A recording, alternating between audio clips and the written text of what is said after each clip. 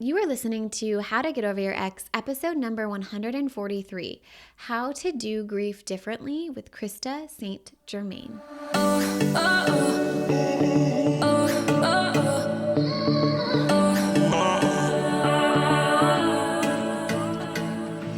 Welcome to How to Get Over Your Ex, a podcast on getting over your ex without it just taking time.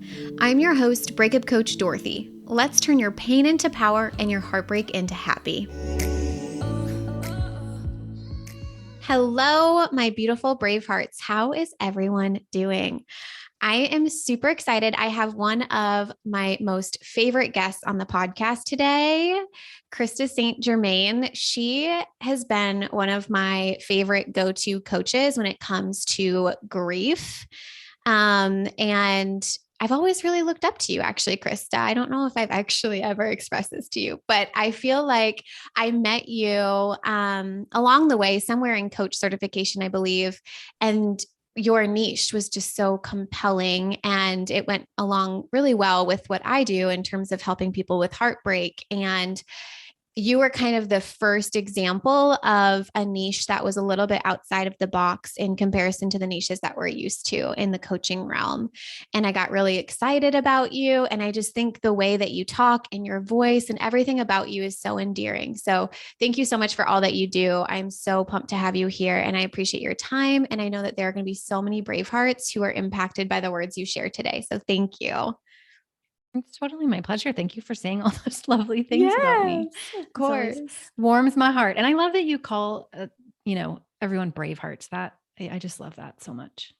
So good. Awesome. Okay. So why don't you go ahead, take a moment, introduce yourself, tell us as much or as little as you want to, but I want you to kind of share your story about how you got to where you are, who you are, what's going on in your world, how you help people, things like that. Can you share?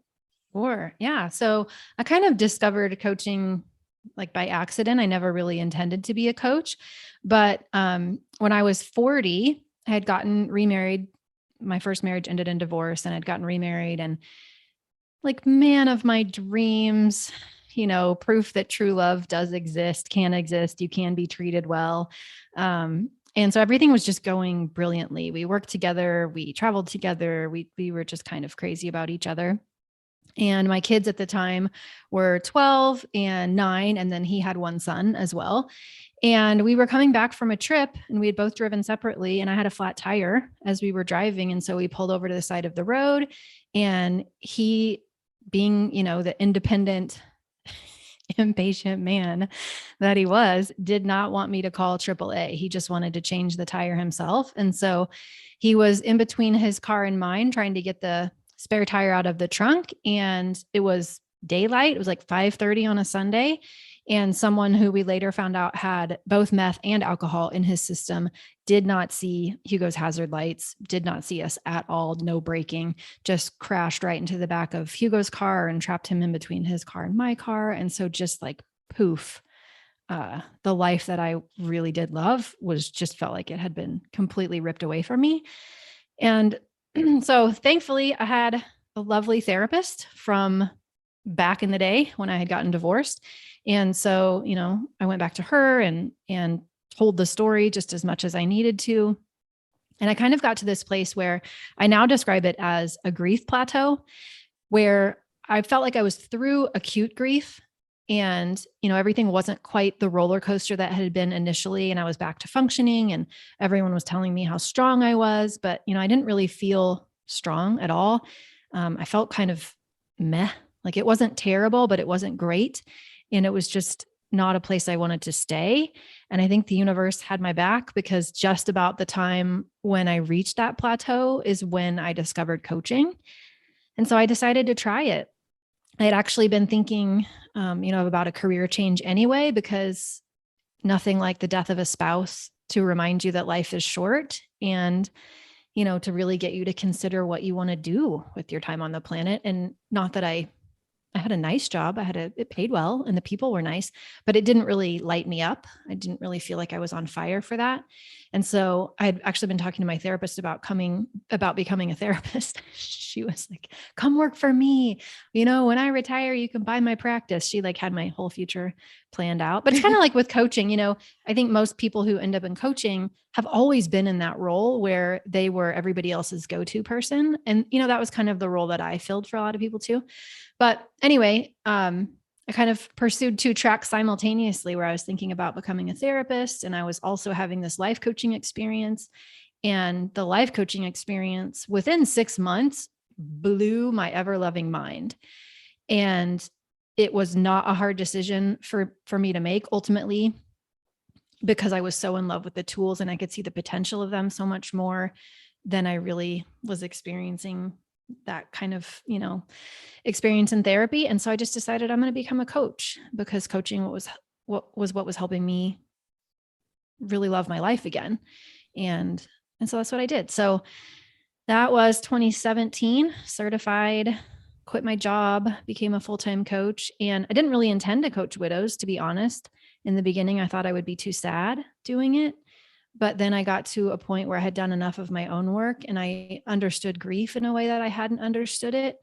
And I realized, there's nothing else that I would rather do, right? I meant to work with widows. And so now grief is my gig. Grief and post-traumatic growth. Those are the things that really I love talking about. And I run a group coaching program for widowed moms where I help them figure out how to love life again. Oh, so girl. that's the basics. So many chills and so many emotions happen when you talk. I mean, this is like every conversation I have with you, but like, even just you telling your story, this is maybe like the third or fourth time I've heard your story, but still every single time you tell it, I'm like, tears well up in my eyes. I can't believe it. It's so, I don't know. It feels so big to me. And it's just so amazing to see you on the other side of it, telling that story from this perspective. And I think we're going to talk about this later on, but one of the most common things that happened for me when I was going through my breakup was this idea that for me at the time, I want to preface it that way, but at the time it felt like I was grieving someone who was still alive. And I felt like that was harder than grieving anyone who had actually physically passed away, because I thought that I could still change the reality of the situation. I feel like once someone passes away at the time, and granted, that's not true, because as I've heard you talk, you've talked about, I think you've said this before, where you could, if someone dies, you can still be playing a million different scenarios in your head of what you wish you would have done differently, right? With the tire situation. But in my mind, I was like, oh my gosh, this is just as hard as someone dying, if not harder for me at the time, because I hadn't experienced significant death in my life yet at that point. And we're going to talk about that later on, but I find it so wild. Your story is amazing and so impactful. And thank you so much for sharing it. And thank you for becoming a coach. Like, I literally cannot imagine my life without you being a coach. Like, that blows my mind. So, and I have never actually been like a one-on-one direct client with you before. So that to me, I think is really telling, because I can't imagine what your actual one-on-one clients and your group clients would do without you there. So thank you for doing the work in the world, because it's so needed.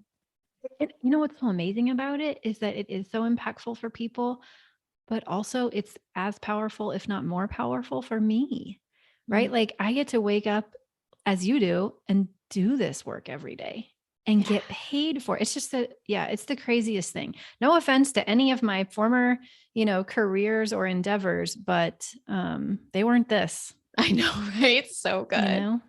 We have the best career. It is true. I agree with that. Yeah. Okay. So let's chat about all the things. I love your concept about post-traumatic growth. I feel that my brave hearts go through this. Can you please talk more about this concept? What is it from your perspective, and how can someone who's experiencing a breakup utilize this concept as well? Yeah, totally. So post-traumatic growth is a phrase that was coined in the mid-90s by a couple of researchers, Tedeschi and Calhoun, and they were kind of curious about why some people after a trauma were really struggling. Some people were kind of getting back to baseline. And then there were other people who were actually growing after a trauma. And so they started studying it. Because before their work, what we understood or what we expected after trauma was that the goal was really just to get back to the baseline. So wherever your baseline was before the trauma, the ideal outcome was to get back to that baseline of functioning. And then Tedeschi and Calhoun came along and started realizing that no, that's actually not all that's possible, right? That you actually can take any sort of traumatic life experience and use it as a way to not just bounce back to your baseline, but to bounce forward to even deeper satisfaction, a more, meaningful life, living more aligned with your values. And so it really just kind of, I remember for me hearing the term the first time was just kind of like one of those record scratch moments where I thought, what, so you're telling me I could actually have a life that I think is better than the life I had before, if I want to. And that's how I use it, right? Is because that's what's possible in widowhood, especially. I think we get stuck in this new normal. So we hear that phrase a lot in grief, that we're supposed to get used to our new normal. And what a lot of people hear when they hear new normal is a subtext of resign myself to this life that's less than what I actually want. And it's like fingernails on a chalkboard for me. I can't stand it. And what I want people to know is no, that's not what we have to settle for. We don't have to settle at all. Like whatever we still want is possible. And we can take what's happened and use it as part of creating that life that's even more meaningful. So I love it. So good. Because that's what we teach the Brave Hearts here, right? Yeah. Brave Hearts listening, we're going out and creating a life that is bigger and better than the one that you had with your ex. We're not creating a new normal. We're not creating an okay. We're creating the bigger and better. So that makes so much sense. Now, Krista, I actually didn't know that you went through a divorce before you married Hugo. If you feel comfortable talking about this, do you feel like off the top of your head, do you feel like there was a difference between post-traumatic growth when it came to your divorce versus losing Hugo? There was definitely a lot of growth after my divorce and even during my divorce, but I would say that it was very different because for me, I was the one that filed for divorce ultimately. And so my growth really happened. A lot of it happened up until that point because it was a decision that I agonized over for a really long time. And so I learned a whole lot about myself and what I valued and what I wanted and what I believed I was worth in that process. And, you go from, because I'd been married since I was 21, and never lived on my own before I got married. I literally moved from my parents' home into a home with my first husband. So there's a whole lot of growth in that too, and learning how to be independent and, doing life on my own and parenting on my own. But then the growth from losing Hugo was so different, right? Because it was more about, for me, resilience. And it wasn't a choice that I had made. Not that, the choice to get a divorce was not easy at all. I did not enjoy that choice. But with Hugo, I didn't have a choice. It just happened. And so it was a whole different level of, okay, how do I accept this thing that I didn't ask for? And who do I want to be, considering something, so awful that I didn't ask for has happened? And so it's completely different types of growth, but definitely growth in both. Yeah, that sounds, and when you say those words, it sounds so similar to what was playing in my head and what I think is playing in a lot of Braveheart's head, where it's like, they didn't make this decision. Their ex chose to leave, or their ex chose to like move on and be in a relationship with someone else. And they don't feel like they chose this. So I love the way that you said that, because I think a lot of people are going to resonate. Okay. So I had mentioned most of my Bravehearts are individuals who are grieving humans who have not passed away.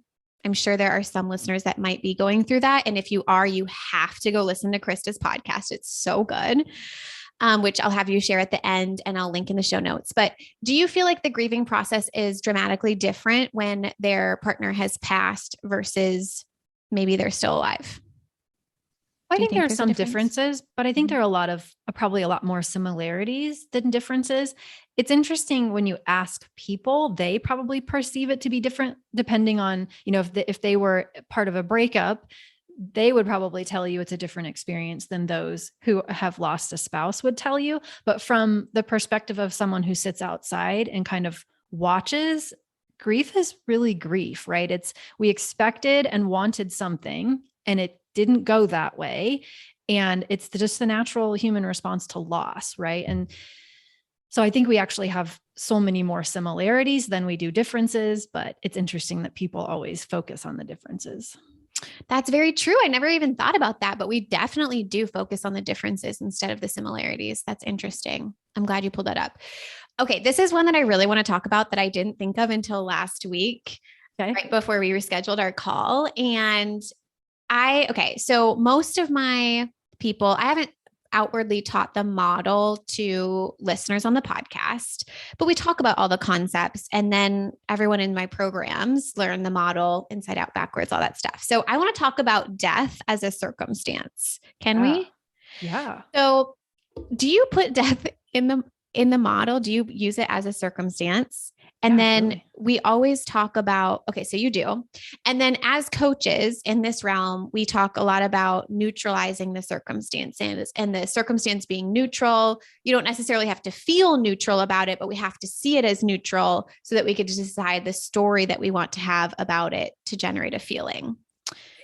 Tell me all the things that you think about that and what are like the biggest hangups you have, because I think death is like the ultimate thing you could put in the sea line and decide to have thoughts about, because my clients have all kinds of crazy C's, or quote unquote, what I would like a lot of people consider crazy C's, like this person did this or this person did that.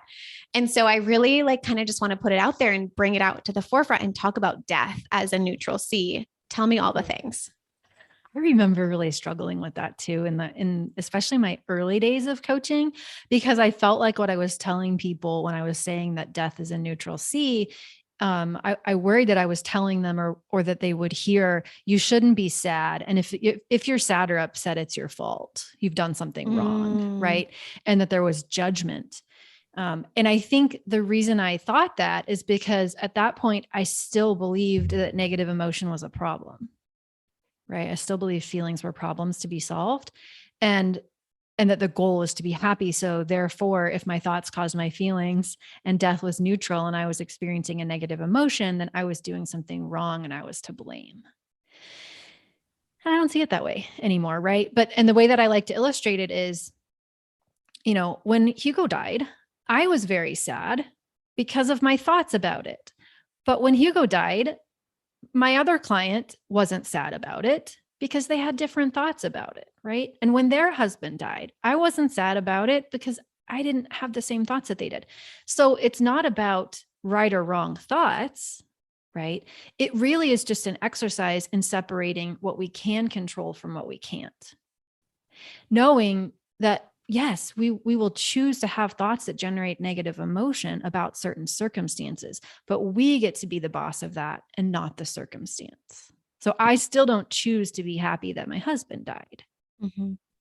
Right. But I also don't think there's anything wrong with that. Yes, I love that. I think one of the things that really helped me was, so I really was hung up on the way that my boyfriend at the time had broken up with me. Like my ex had broken up with me on the phone and then started dating someone like immediately after. And what I had to realize was that seeing the circumstances neutral wasn't condoning the behavior, wasn't saying that the behavior was quote unquote okay, just recognizing like what I was making it mean about me. But it seems very similar to what you're saying, where it's like, oh, I don't have to make it mean something good. Just kind of like, well, I'm processing through it with my brain right now. I'm like, if my mom died, I wouldn't choose to think happy thoughts about it, but I wouldn't have feelings about it until I was alerted that she had passed away. Yes. Yeah, true. Right. And if we can start to see that, emotions are, as long as we think our emotions come from something that happens outside of us, then we're always at the expense of things that happen outside of us. We're always trying to change things we can't control. And that's not to say that again, would always choose to feel positively, but it's a matter of where do we want to spend our energy? Because when we're trying to change things that are out of our control, i.e. someone who has died or a breakup, then we have less energy to actually spend on things we can control, which is how we choose to think about what's happened in our lives, and how we show up in our lives. And so that's the point of it to me. It's not to convince someone that death, or a breakup shouldn't be something you have feelings about. It's just to show you that actually you get to be the one that decides how you feel about anything, and that nothing outside of you is so powerful that it has to change in order for you to have a different experience of it. I have also, a lot of women that they've always attributed their happiness to their experience as a couple, right? They attribute their happiness to their person. And so when their person dies, it's really important to go back and show them it's not that their person wasn't arguably amazing, right? But that even when they were at their happiest, they were actually creating that happiness, not their person. Their person was still, just someone they were having thoughts about. And if they can own and feel empowered about this amazing life that they created before and not attribute it to the other person, then that's what gives them the ability to go and do that same thing or better in the future. Yes. So, yeah. We talk about that as like with deep connection, right? So connection being a feeling, and thinking that your ex brought something to the table that created the deep connection, very similar to that. That's beautiful. Yeah. It's also easy for me to leverage aspects of my first marriage, right? Because I remember sometimes being with him in the same bed, right? And being so alone, like feeling just so alone and so lost. And yet there he was, right? So if a person's physical presence is what creates connection, then why wasn't I feeling it? Yes. I wasn't feeling it because of what I was thinking, which is not a problem. It's just the way that it works. Mm-hmm. So good. You're hitting on so many good things that really actually guides us to the next part really easily. But I want to talk about processing feelings. You are literally one of my favorite coaches who talks about emotions and feelings. Can we talk about processing that, and what are the biggest things that you think you teach your clients that helps them process emotion? Well, I think normalizing the idea that, their brain is a part of their brain is not going to want to do it.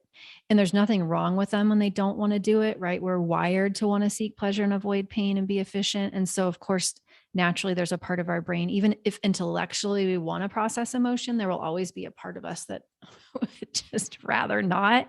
And I think it's important to rationalize that or normalize it.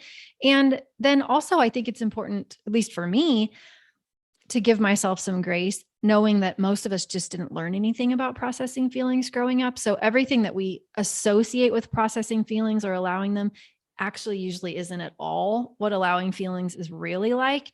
So primitive brain plus, misconceptions about what it means to actually process emotion equals disinterest in processing emotions. So we just kind of have to know all of that and then be open to a new way. Yeah. Right. I love that you said that. That is such an important thing that I definitely gets overlooked. Yeah. What do you feel like? Is there a tangible tool that you use with your clients that you'd be willing to share here that someone might be able to use today? Yeah, I teach it. I use an acronym for processing feelings, which is NOW, NOW.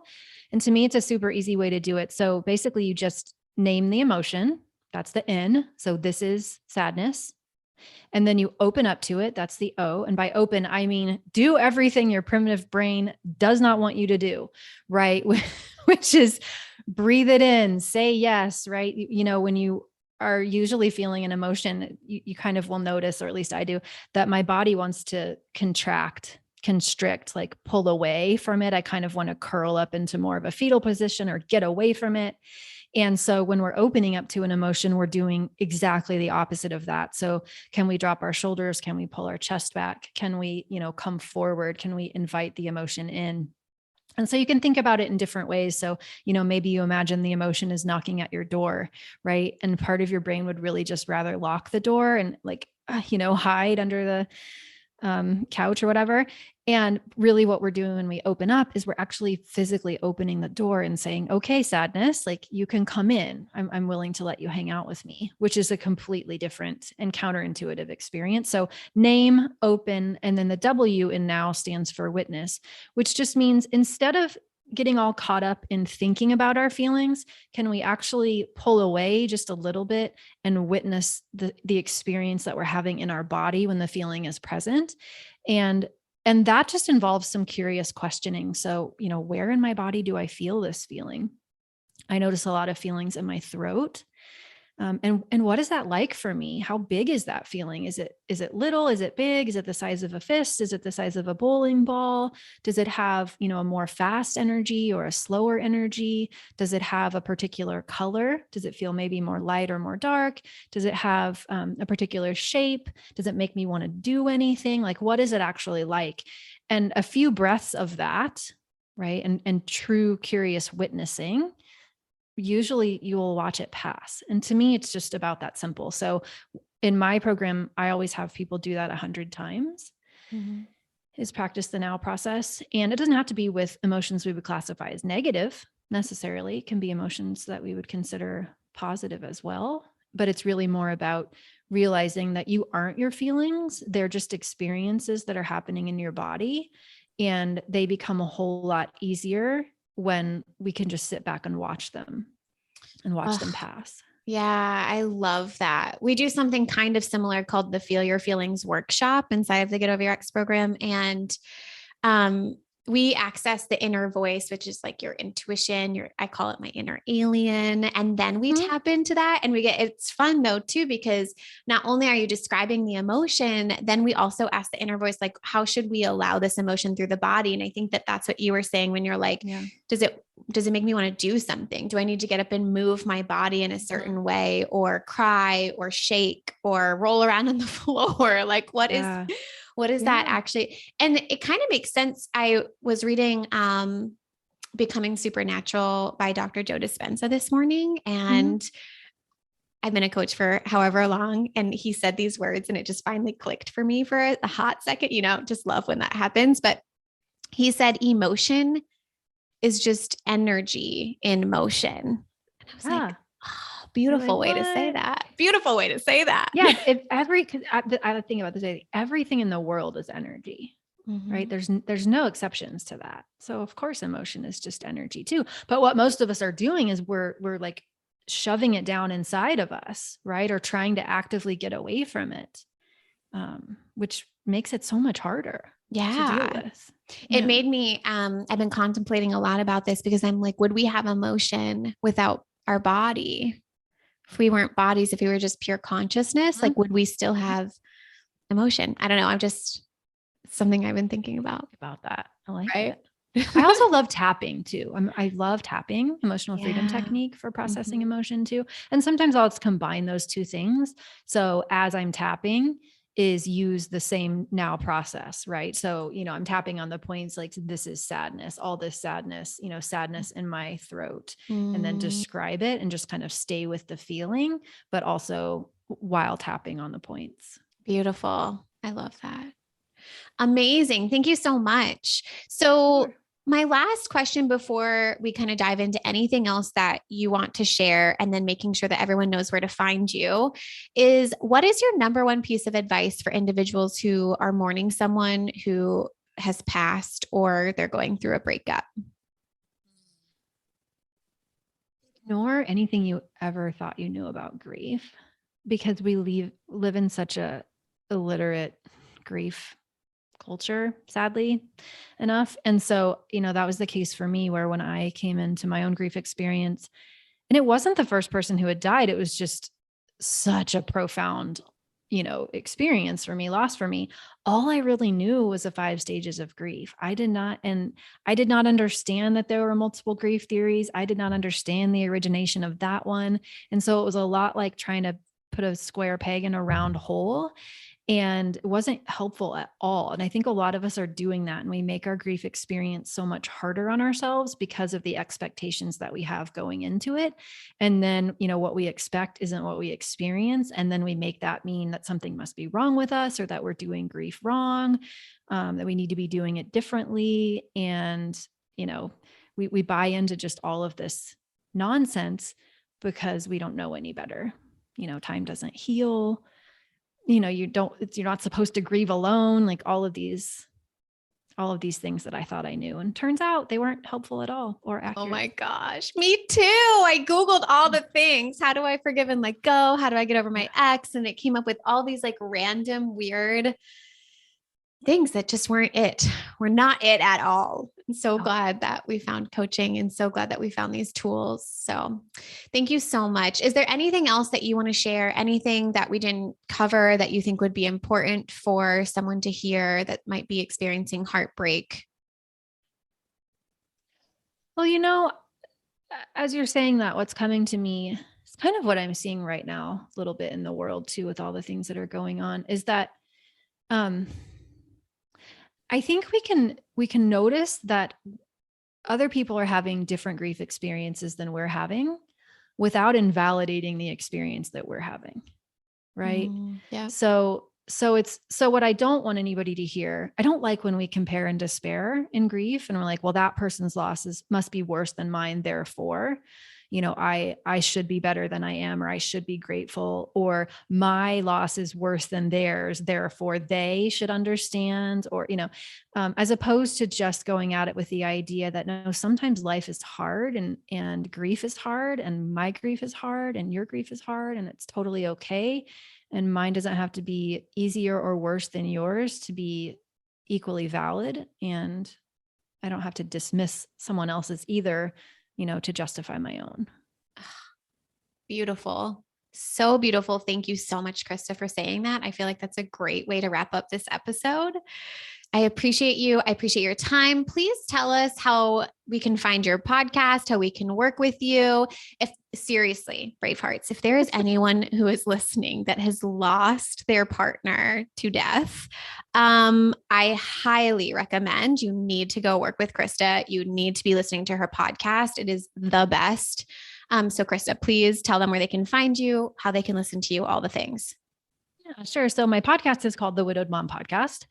So, but like you said before, even though I only work with widowed moms, I try to make the podcast a little bit more about grief and post-traumatic growth, and hopefully more people will benefit than just, people who are widows and moms. But to work with me, you have to be a widow and a mom. And I run a group coaching program called Mom Goes On, where that's what we work on. It's just wherever you're stuck in your own grief plateau, what needs to change so you can genuinely love your life again. And website is coachingwithkrista.com, and you can find all the socials there. Awesome. Thank you, Krista. I appreciate you so much. I hope you have an amazing day, and Bravehearts, we love you so much, and we will talk to you next time. If you're loving the How to Get Over Your Ex podcast and you want to learn how to get over your ex and build a life bigger and better than the one you had with your ex, I would love to personally invite you to take this work deeper at breakupcoachdorothy.com/next steps.